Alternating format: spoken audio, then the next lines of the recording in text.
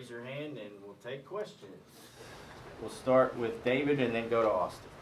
I guess for all of you guys, how would you describe the locker room on Friday after practice? Go ahead. Didn't skip a beat. Ready to roll. Excited for what's coming. Miles. Coach just talked about you being one of those guys that will be the leader on the offensive side. How do you rally,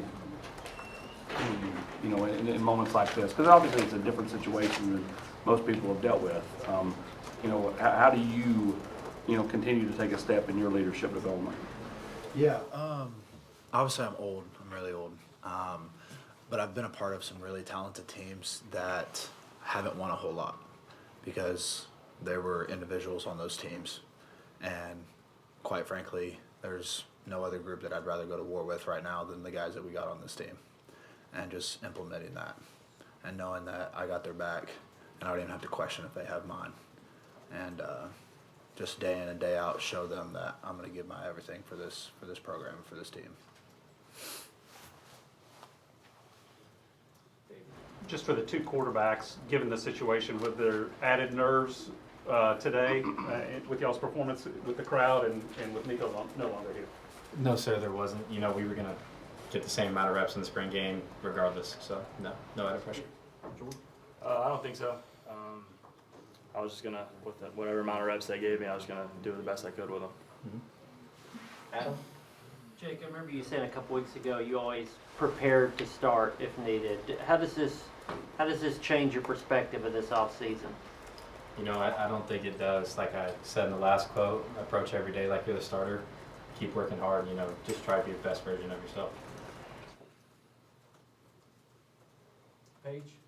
Jake, maybe how has that mindset prepared you for this moment to continue to be the leader, especially in the quarterback room, but now on offense? Yeah, no, I think it prepared me really well. Coach Halsey, Coach Jared, Coach Landry, they do a great job of, keeping me prepared. Any advice I can get, I go to them. So they've done a really good job. Trey? Miles, when you look at the program overall, somebody that's been around college football for a while, when you look at the transfer portal, and you look at where we're at with contract negotiations and NIL and whatnot, but as a group, as a team, you come off the practice field on Friday, and I'm sure there's conversation between y'all, where's the quarterback and whatnot. How does it not let an older player like you phase you, first off, and then, what is the message to your teammates that might come to you for advice in this type of situation? Yeah.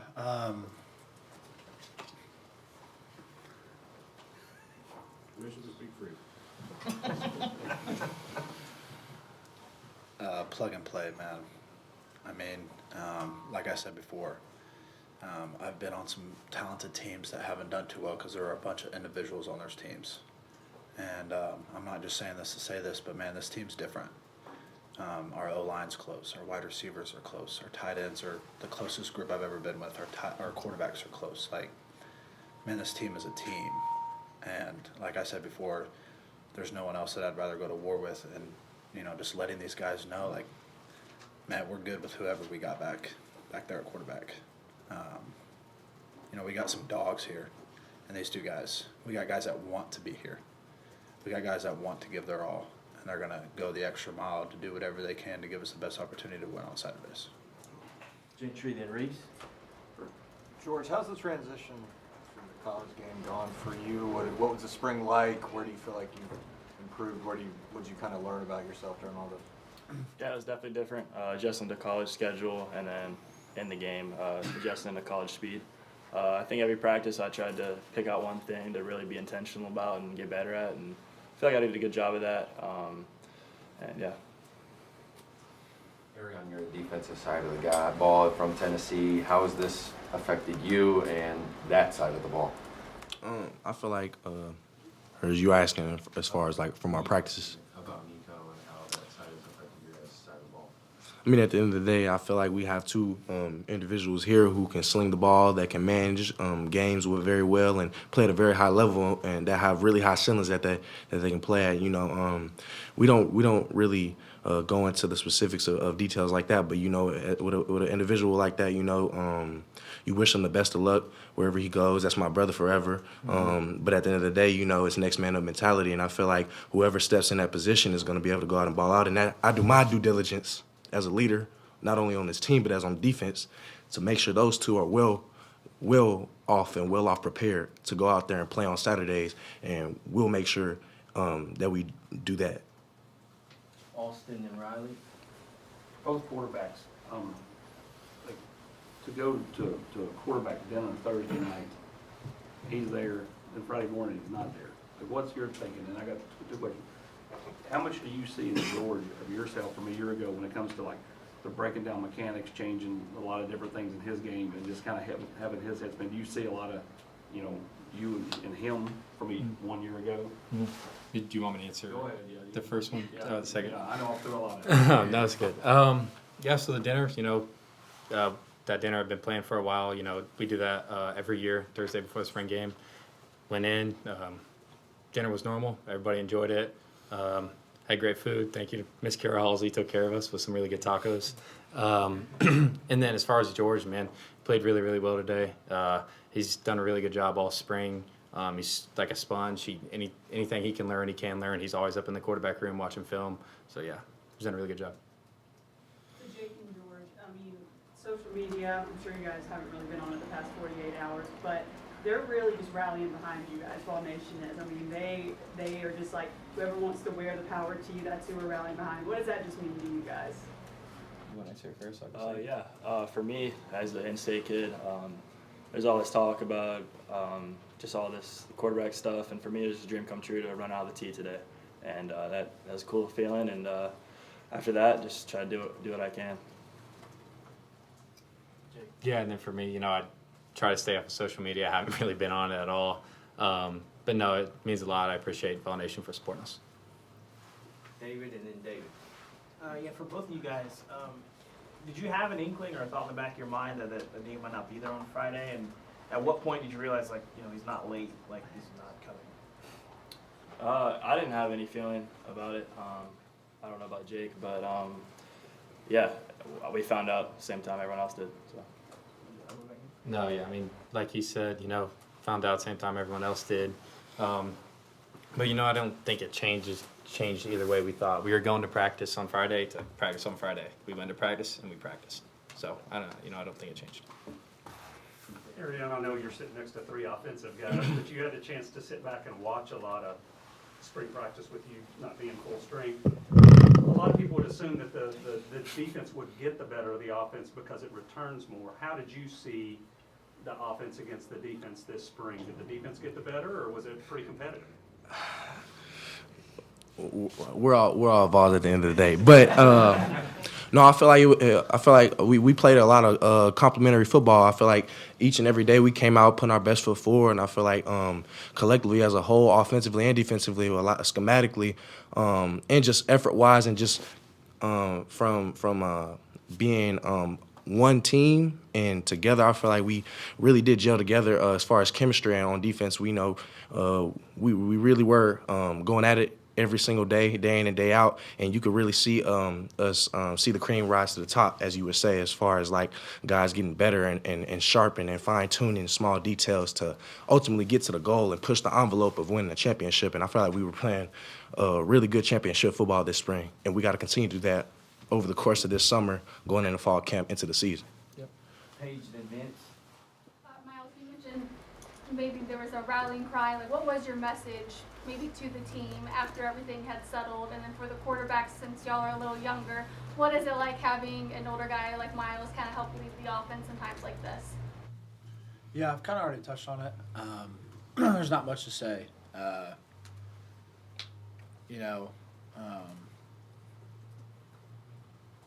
Yeah, I've already touched on it. We got a lot of guys on this group that want to be here. And this team is a team. And I think, this just makes me even more excited.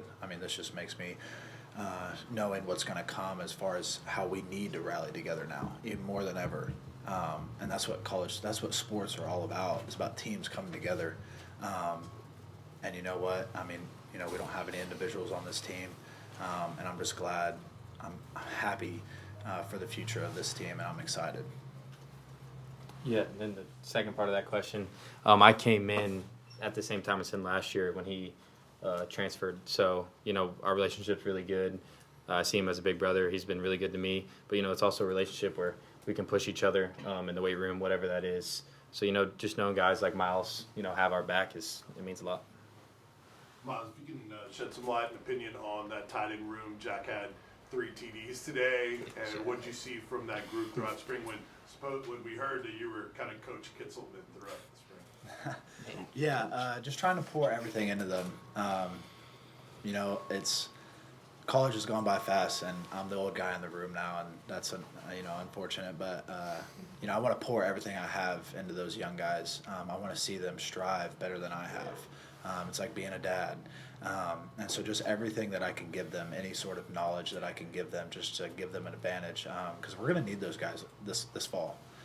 Coach Hype touches on it all the time. There's no time to be young. But, man, those guys are making strides, and, they take coaching really well. And so, yeah, I'm just really excited to get back out there with them. Ryan and Wes. Miles, just where are you with the injury right now? How confident are you that you'll be ready for the start of the season? How are you kind of approaching that? Yeah, just approaching it day by day. Feeling really good. I'm super confident that I'll be back as soon as I can be back. So, yeah, just feeling good about it. Miles, I guess there's no part of this that isn't, I guess, at least a little bit weird, but as soon as you realized what all was going on Friday, you said it yourself, you're the old guy around now. Did you immediately click into gear like, I have to do something about this, I got to address this, I got to make sure this doesn't get weird? Yeah, I definitely wanted to talk to some of the guys on the team about how they felt about it, and just make sure that we're all on the same page. Talk to a couple other leaders on the team and making sure that we're all on the same page. But man, I loved walking out on practice on Friday, and I kind of just gaze around and see if anybody's freaking out or gossiping over in the corner. Nobody skipped a beat, and I love seeing that. It's plug and play. But yeah, I knew something needed to be said. There's a lot of times in our lives where we know that something needs to be said, and it's our duty as leaders to speak up and lead your team in the right direction. Make sure that everybody's on the same page. Last 2, Trade and Austin. Yeah, I think I'm good now. Thank you. Okay. For all you guys, the defensive guys, sometimes you can have a chain reaction to something like this.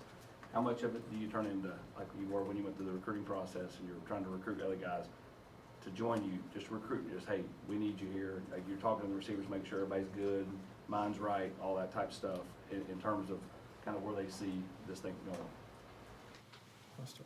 Yeah. Well, I feel like you're saying keep the guys here and yeah. Well, I feel like the guys who want to be here are the guys who want to be here, and I feel like us as a culture that we've built, us as me, Miles, and a few of the other guys, the culture that we've built here is really, really strong. It's close, tight-knit. A bond is unbreakable between brother to brother. It doesn't mean if I'm a linebacker and he's a tight end. If he's a quarterback and he's a quarterback and I'm a linebacker, it doesn't matter.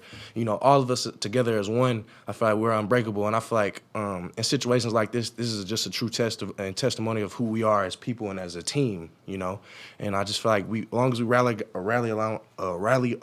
around these young guys and get them better day in and day out and just continue to rise, I feel like we'll be just fine because we got the guys. We're all we got and we all we need.